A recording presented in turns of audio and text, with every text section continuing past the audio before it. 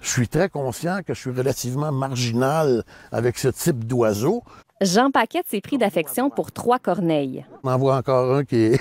C'est Plumeau, lui, justement. Il se complaît à croasser le matin quand je lui dis « Mangez, Plumeau, mangez ».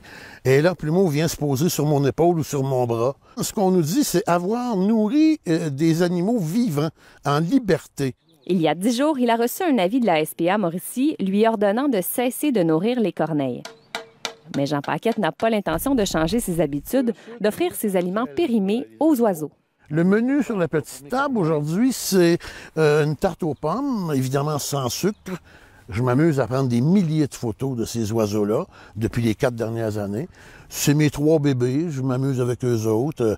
Je pensais pas que ça pouvait, à ce point, perturber un quartier. Loin de vouloir reculer, Jean Paquette a choisi de répliquer avec 2 pancartes, l'une destinée aux plaignants inconnus. Si vous avez des lamentations, gênez-vous pas, je vous ai mis du papier pour écrire, puis et déposez-le dans le classeur rond.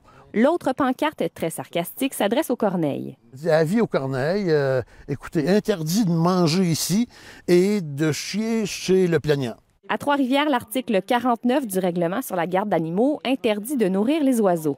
En fait, c'est de ne pas créer d'attroupement, c'est de ne pas, par exemple, avec les oiseaux, avoir des excréments en quantité importante pour venir créer un dommage, par exemple. Il n'y a pas d'excréments, il n'y a pas de restants. Jean Paquette aimerait comprendre ce qui dérange le citoyen qui a porté plainte. Je comprends mal que dans une société comme la nôtre, on n'est pas capable d'aller voir son voisin pour aller lui dire « Regarde, tes corneilles, ils me dérangent ». Il se dit prêt à payer l'amende de 78 $ si une plainte formelle est déposée. Moi, ce que je dis, c'est enlevons tous les mangeoires d'oiseaux au Québec, là, c'est fini.